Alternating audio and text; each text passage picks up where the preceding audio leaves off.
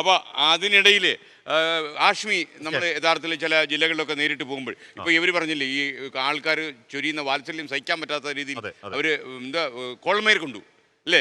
അപ്പൊ ഇങ്ങനെ കോൾമേർ കൊള്ളാറുണ്ടോ ആഷ്മിയൊക്കെ പുറത്തിറങ്ങുമ്പോൾ? എനിക്ക് ഇഷ്ടം, ഭയങ്കര ഇഷ്ടമാണ്. ആൾക്കാരും സ്നേഹം. അഥവാ ഇങ്ങോട്ട് ആരും വന്നില്ല അങ്ങോട്ട് പോയി കോൾമേർ ഉള്ളൂ. ഞാൻ അങ്ങോട്ട് പോയി, ഞാൻ ആൾക്കാരുടെ ഇടയിലോട്ട് ഇറങ്ങി പോകും. എന്താണ് ഇഷ്ടം? അതുകൊണ്ടാണ് ആൾക്കാരെ ഇഷ്ടം, ആൾക്കാരുടെ നിൽക്കാൻ ഇഷ്ടം, അവരുടെ സ്നേഹം അനുഭവിക്കാൻ ഇഷ്ടം. അപ്പൊ അല്ല ആരെങ്കിലും ആട്ടി പായിച്ചിട്ടുണ്ടോ? ഒരു തവണ മാത്രം. ഒരു മീശ നമ്മുടെ സുരേഷ് ഗോപിയുടെ കരുവന്നൂർ പദയാത്രയ്ക്ക് പോയപ്പോഴത്തേക്ക് കുറെ ആൾക്കാർ ഫോട്ടോ എടുക്കുക. അപ്പോൾ ചേട്ടൻ വന്നിട്ട് എടാ നാണം ഉണ്ടോ, അവൻ BJP എന്ത് പറയുന്ന മനുഷ്യനാണ്, ഫോട്ടോ എടുക്കാൻ നാണം ഉണ്ടോ എന്നൊക്കെ അവർ ചോദിക്കുന്നുണ്ട്. അതേ ഉള്ളൂ, എന്നോടൊന്നും പറഞ്ഞില്ലേ. ഭാഗ്യം, പക്ഷേ കേട്ടുവല്ലേ. അപ്പോൾ ഒരു കാര്യം ചെയ്യാം, പ്രേക്ഷകർക്ക് ഈ അവതാരകരോട് ചോദിക്കാൻ കഴിയുന്ന ഒരു ക്യാപ്സൂളാണ് ഇനി നമ്മൾ സംപ്രേഷണം ചെയ്യുക. വിചാരണ.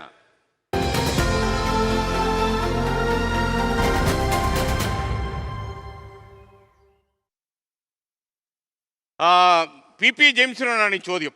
മലപ്പുറത്ത് നിന്ന് റിൻഷാദാണ് ചോദിക്കുന്നത്. റിൻഷാദ് ചോദിച്ചോളൂ, ഒട്ടും കുറയ്ക്കണ്ട കേട്ടോ. കുറച്ച് കാലമായി ഈ മനുഷ്യൻ നിന്ന് ഷൈൻ ചെയ്യുന്നു. ഹായ് ജെയിംസ് സാർ, ഞാൻ റിൻഷാദ്, മലപ്പുറം ഒരു സ്കൂൾ അധ്യാപകൻ കൂടിയാണ്. 24-ന്റെ മോർണിംഗ് ഷോയിൽ നിങ്ങൾ വരുമ്പോൾ SKNുമായിട്ട് എന്തെങ്കിലുമൊക്കെ അങ്ങോട്ടോ ഇങ്ങോട്ടൊക്കെ ഒന്ന് പറഞ്ഞിട്ടാണ് തുടങ്ങാറുള്ളത്. നിങ്ങൾ സ്കൂളിൽ ഒരുമിച്ച് പഠിച്ചവരാണോ? I mean back bench front bench സ്റ്റുഡൻസിനെ പോലെ എന്തെങ്കിലുമൊക്കെ അങ്ങോട്ടോ ഇങ്ങോട്ടോ പറഞ്ഞിട്ടാണ് തുടങ്ങാറുള്ളത്.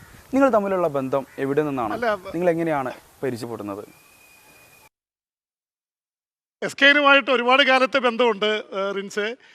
പ്രത്യേകിച്ച് അദ്ദേഹവുമായിട്ട് മ്യൂസിയത്തിൽ ഞങ്ങൾ ഒരുമിച്ച്, മറ്റുള്ള പ്രേക്ഷകരോട് കേട്ടോ ഇങ്ങോട്ടൂടെ നോക്കി. ഓക്കെ മ്യൂസിയത്തിൽ ഒരുമിച്ച് നടക്കാൻ പോകാറുണ്ട്. ഒരുപാട് വർഷങ്ങൾ ഒരുമിച്ച് നടന്നിട്ടുണ്ട്. ഒരുപക്ഷെ SKനുമായിട്ടുള്ള ഒരു അടുപ്പം ഈ 24 ചാനലിലേക്ക് എന്നെ ആകർഷിച്ച ഒരു വലിയ ഘടകം കൂടിയാണ്. കല്യാണത്തിന് ഞാൻ വന്നായിരുന്നു. കല്യാണത്തിനുണ്ടായിരുന്നില്ല, പക്ഷെ എന്റെ അനിയന്റെ കല്യാണത്തിന് വന്നിരുന്നു.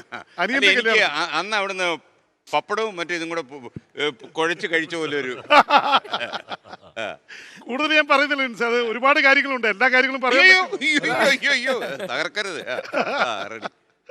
അപ്പോൾ എന്തായാലും അല്ല PP ഞാനിവിടെ പറയണമല്ലോ, PP ജെയിംസുമായിട്ട് ഒരുപാട് കാലത്തെ ബന്ധമുണ്ട്.